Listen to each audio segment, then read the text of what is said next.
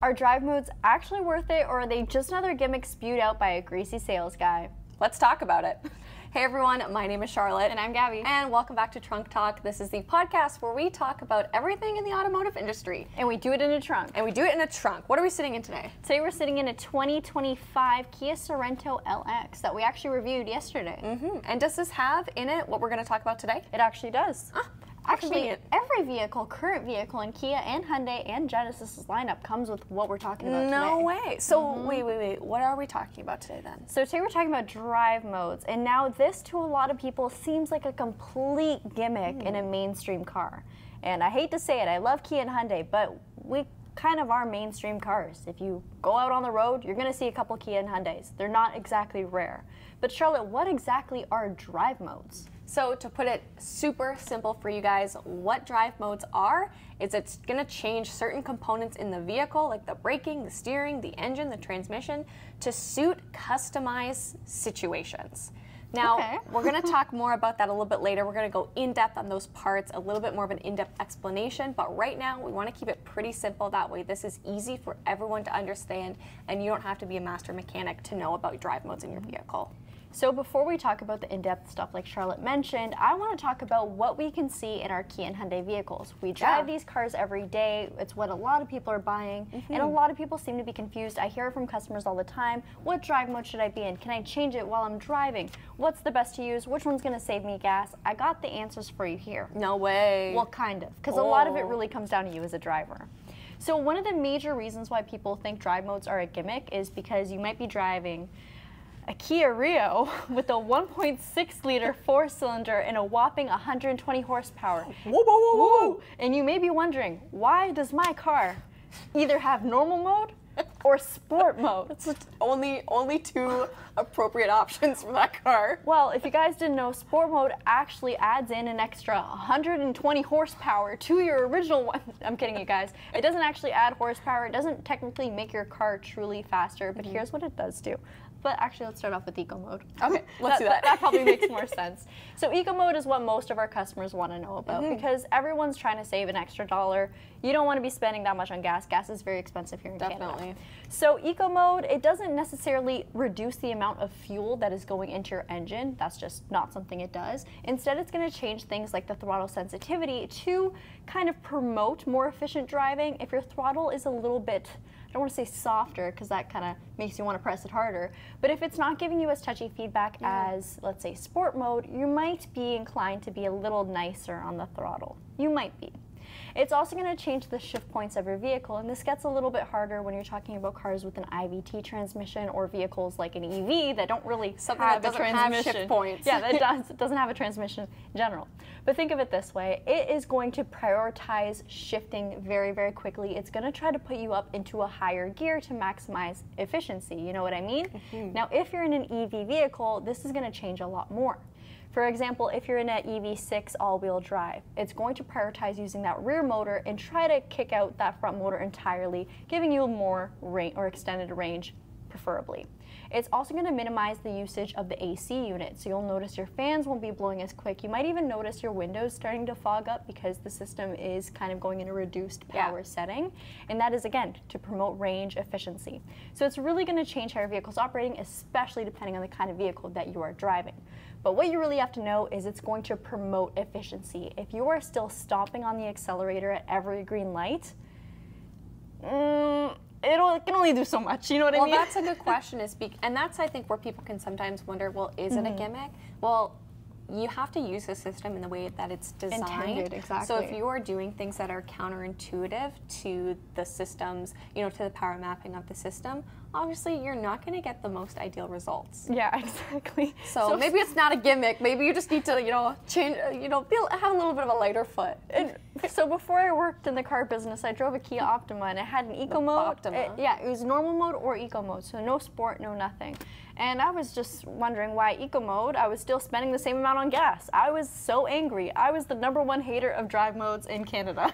Meanwhile, Gabby is a semi-professional race car driver, and that was her practice car. Yeah, so I had a very, very heavy foot. I was flooring it to the next red light, you guys, just to stop. And I'm wondering, why am I spending so much money on fuel? Guys, you gotta work with the car, you know what I mean? So eco mode is great in theory, you just have to follow along with it.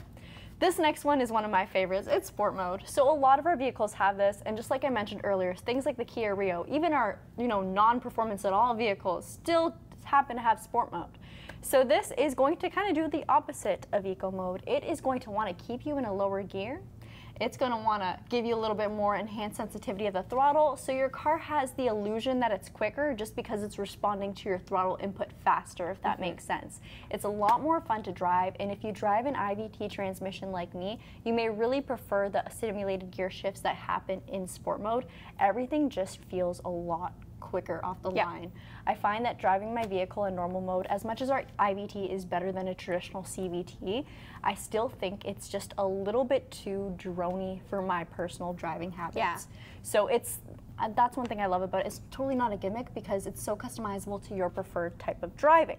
And if you're curious about CVTs, we've already done an episode podcast, so don't worry. Also, I wanted to point out, we don't have the Kia Stinger in our current lineup anymore, but if you did have a Stinger of the past, from 2022 and above, you actually had an active exhaust. So your valves would open in sport mode. So if you want that throatier, more tuned up and fun exhaust note, it's going to happen in sport mode or your custom mode where you can change that, or you could just get your valves open all the time, but that's okay. That's fine. So that can change other things as well too. Same thing with I was going to say automated noise, artificial engine noise. You can have that in your sport mode. There's a lot that can be customized, and again, if you're driving an EV vehicle, that's going to change too. Obviously, you're not going to have shift points, but your throttle is going to be so sensitive on that already instant torque. That vehicle is going to feel like a race car. There's also vehicles like the K5, the Stinger, and even some of our Hyundai N cars where your sport mode can be very customizable. And to take things further into the N car world, we also have N modes, right? Yes. And that you can change everything, your suspension, if you want it to be stiffer, your steering. There's so much you can do with those vehicles that it kind of creates a different drive mode completely of its own, you know what I mean? Definitely. So much fine tuning goes into those cars. And that's kind of where I feel that drive modes aren't exactly a gimmick, because even if you're driving a base model Kia Forte, it is technically changing your vehicle and how it's responding. Definitely. It just may not be as drastic as driving a full-on track car with drive modes. Yeah, and putting it into something like Sport Plus or track mode. Yeah, along exactly. those lines, for sure. I think a lot of people also get confused when their SUV has a sport mode or their van has a sport mode, because why does my van have a sport mode? Well, why wouldn't it? Yeah, some people just prefer the increased throttle response, you know what I mean? And that's fine. It's not killing anybody. All right, next up we have comfort mode. This kind of just neutralizes everything. It has an average, I was about to say fuel efficiency, but yeah, average fuel efficiency based off your driving, that is. Average throttle input, average steering. Actually, your steering's going to feel a little bit lighter than, let's say, a sport mode where things are a bit stiffer, a little more hard to work with, but meant for fine driving. One could say that it's more comfortable steering. No way. And then there's also smart mode. Smart mode we see on almost all of our vehicles as of now. I believe it's not on the Kia Soul, but most of our cars do have it. It's just a blend of everything else. So if your vehicle has a sport mode, an eco mode, a normal mode, it's going to pick based off what you're driving. So if you're absolutely digging into the throttle, it's going to put you in sport mode. Then as you let off the gas and just drive a little bit more efficiently, a little more normal, it'll put you in either normal mode or eco mode.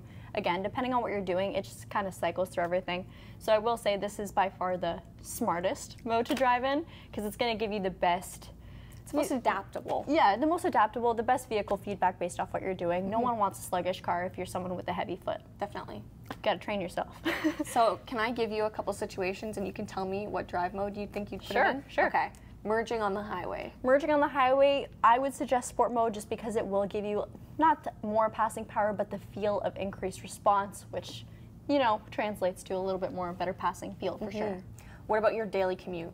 Daily commute, for me, always sport mode. But hear me out on this. If you're someone who lives in an area where there's a lot of merging, let's say, like I know for me, I'm in a lot of downtown traffic where I have to cut through lanes a lot. Guys, I do this safely. I prefer to be in sport mode because you're always in a point where it's best to shift, you know what I mean? You have that power because you are in a lower gear. Where if I was in eco mode, or I guess normal mode in my car, there's no eco mode, it would be a little bit more sluggish and I wouldn't have the confidence to react as quickly. Okay, let's So say it's very personable, but most people would probably prefer normal mode or eco mode in that sense, because it's going to be. What about a highway commute? Highway commute, I would say you're in normal or smart. Yeah, that's kind of what I was thinking. Actually, too. you know what? The Maybe correct comfort. answer for all of these, smart. Because it adapts. Life hacks. It's There like you choosing go. C on an exam. There you go. Like your exactly. higher likelihood is choosing C. Exactly. Those are driving modes. Our vehicles also have terrain modes too. I won't go Yeah. into all of them, but what you do need to know about this, it will still change the throttle input, changes the steering on some of our vehicles, but for the most part, it's going to be your electronic stability control, or just stability control period, and your traction control. I will say, when it comes to our all-wheel drive modes, not all of them have it. Some of our all-wheel drive vehicles only have a locking differential, but either way, they're going to just adjust the power to select wheels. So more in the front, more in the rear, depending on what your vehicle's configuration is. All right, so let's get into the tech. How we know what it's doing, but how is this happening? So yeah, I feel like that's a lot of the info that people really want to know. So it's Prove good that to me we. it's not a gimmick. So that is a big claim. No, it's actually not, because there are actually elements in the vehicle that do actually change, believe it or not. So how do drive modes work? So when you are driving a new modern vehicle, this is something that we have seen for the past 5, even 10 years, I'll say, but there's a strong chance that if you're buying something, it's going to have multiple different driving configurations available and that you get to work with. So that's all going to be done basically through what's called your ECU, or your engine control unit, engine control module. Essentially, this is one of the bigger computerized pieces in your vehicle. Car's brain, if you want to call it that, you definitely can. And contrary to its name, it isn't just responsible for the engine, as it can tie into multiple other components in your vehicle. Like I said, the engine, the transmission, steering, suspension, brakes.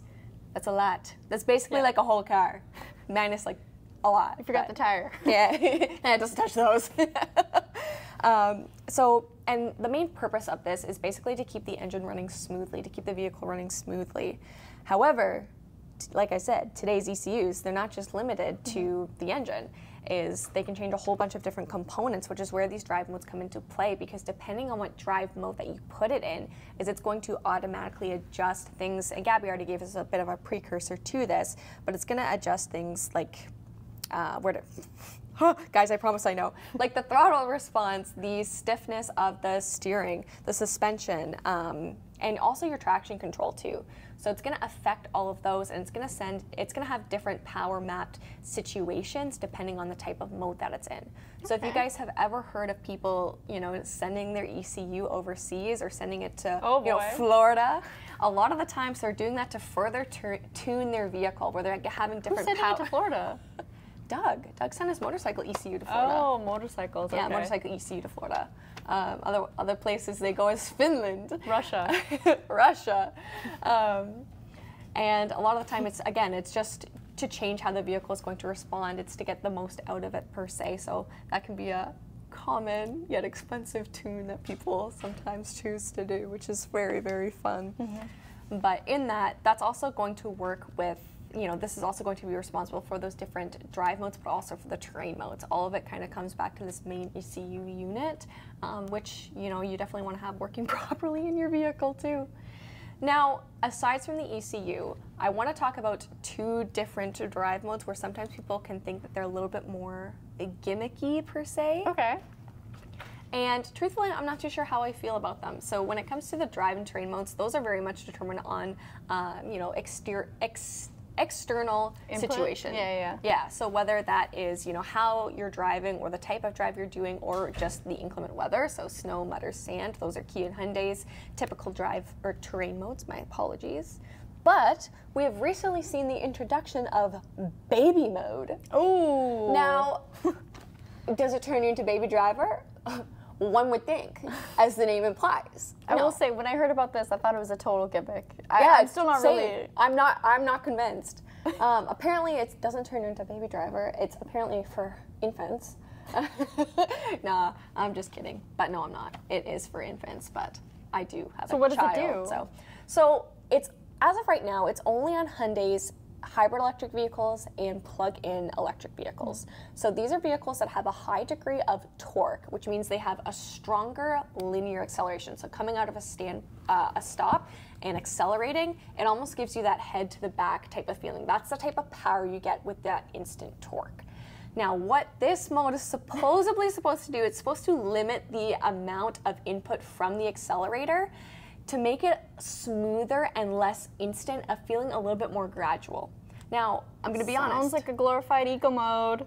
Yeah, it does. And the whole purpose is it's supposed to be easier for, you know, a child, especially if they're in a rear-facing or forward-facing car seat. They feel things a lot more. I'll be honest, I don't remember being in a car seat at that time in my life, so I can't give you my physical stuff. And my daughter is not that good at communicating with me. She's not complaining. She's fine. So truthfully, I don't know where I land on something like baby mode, because I'm like, yeah, hey, honestly, it could be Gimmick. Yeah. You know, I want to test it out to see if it feels a little bit more sluggish per se. Hyundai, can I borrow one of your cars? Please, need to try the I need baby to mode. I need to do something right now, Hyundai. Please, please, please, please, please.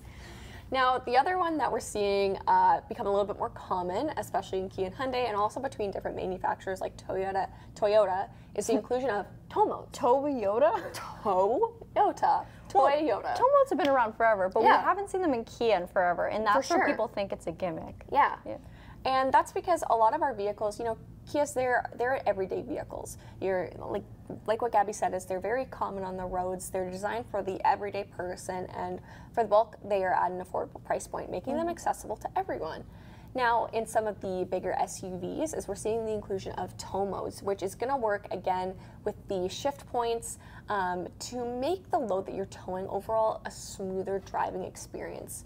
And they take it a little bit step further, where you can actually go and select the percentage of weight that you are towing in the main screen, depending on the vehicle that you're driving. So I think sometimes with that, you know, that step further of customization, people can think it can be gimmicky than I think just a straight tow mode, like the button that you press. Yeah. So, which I get. And again, I haven't towed anything recently, so I can't quite, I can't like confirm or deny. Yeah. But tow modes have been around in trucks for forever. Yeah. People know they are a real thing. It's just, I guess, more of a shocker to see it in things in like the something Kia everyday Sorento. SUV. Yeah, exactly. Definitely. But I mean, I think it's good to have for sure, because if you are towing a vehicle, you want to take as many precautions as you can, just to the overall health of your engine and transmission for sure. And we actually have vehicles with pretty high towing capacity now too. So if you're using that, 5,000 pounds, so you're probably going to want to be using tow mode for definitely, just to give you that smoother experience, I think, and just to take some of the pressure off of your powertrain. So knowing all this, do you still think they're a gimmick? Do you think they're good? So I think drive modes. Where does it land? I think drive modes as a whole, there is actual evidence that there are changes to how your vehicle is responding. Now, of course, there's going to be the human element, where depending on what you do and how you drive it, you may see it as a gimmick, and that's because maybe you're not using it to the full capacity because you drive counterintuitive to the systems. Yes. But I do think that overall they do change it, but there's some that I want to do more research on, I want to do more trying out on, just to, really get the full experience and have a firmer opinion on things like baby mode. What do you think?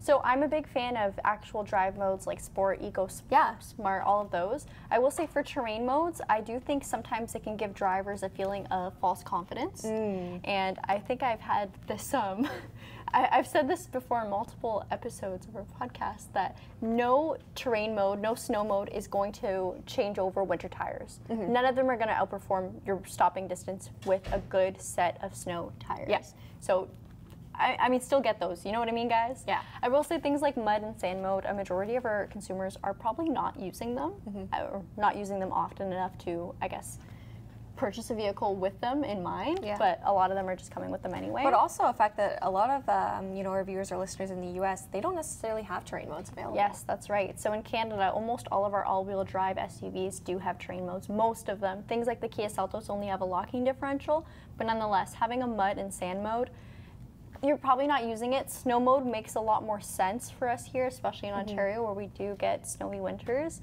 But your snow mode, again, it won't save you. It definitely helps out, and winter tires. Revert back to our podcast episode about all-wheel drive. That's our first one, I think. Yeah, snow tires. Do you need them or not? You need them, for sure. I guess depending on your driving. But we're making such bold claims, and we're like, ah. But it really comes down to this. Depending on your driving, it matters if it's a gimmick or not. I mean, but there is evidence they do change your vehicle mechanically. It's not going to harm your vehicle if you switch it into sport mode while already in motion. That's another question that a lot of people ask about. Terrain modes will be a little bit different. Now, if you're on highway speed, you definitely do not want to be in mud mode or sand mode. It's meant for low speed, sticky situations, off-roading, getting out of bad places. So my sister's actually knocked my car into mud mode. while I was driving, and all of a sudden I'm like looking at it and I'm like, oh my goodness, why am I like revving so high? I'm Yeah. like, what the heck is wrong with my car? Well, And yeah, then I'm it's like, meant oh, for there's low mud speed. modes on. Exactly, yeah, it's meant for low speed. And I will also say, the second you see a little bit of snow, you don't have to switch your car into snow mode. If it's just lightly powdering out there, it's not exactly necessary. If you turn onto a gravel road, you don't need to throw it into sand mode. Your vehicle is smart. Kia does utilize a front-wheel drive bias, all-wheel drive system, but as soon as it does sense a little bit of slippage, it will redistribute power to the rear. And same thing starting at a standstill if you're absolutely flooring it. So the Kia Stinger, for example, all-wheel drive vehicle with a rear-wheel drive bias, if you are launching your car, it will incorporate a little bit more traction from the front end too. So it's going to see what's happening, and the vehicle is always going to be smart enough to kind of figure out what needs to be done. Well, that's the thing, is I feel like a lot of people can think of the vehicles of the past, and there's absolutely nothing wrong with that. Yeah. They were very monotone in their driving. You know, it really had one different type of way that you can drive, not necessarily the smart system and all of these different algorithms in place to give you this really, really smart, fuel efficient, yet still powerful configuration that is designed to adapt from situation to situation. Yeah.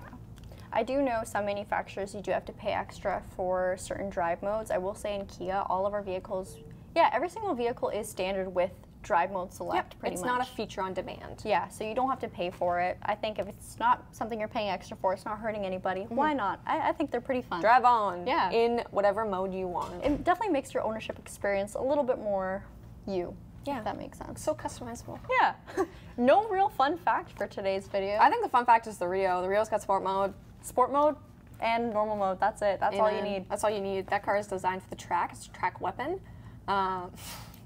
No, I'm lying. I love the Rio though. You could totally take it to the track though. Yeah. If you do, send us videos. Please, please, please. All right, you guys, thank you for listening to today's podcast episode. We'll be back next Sunday at 10 a.m. on your favorite podcasting platforms. We will see you guys then. Thank you so much for tuning in. And if you haven't already, please rate this podcast, send it to a friend. We'd love to increase our streams on our podcast platforms. It would mean the world to us. Please listen to us. Bye. Bye.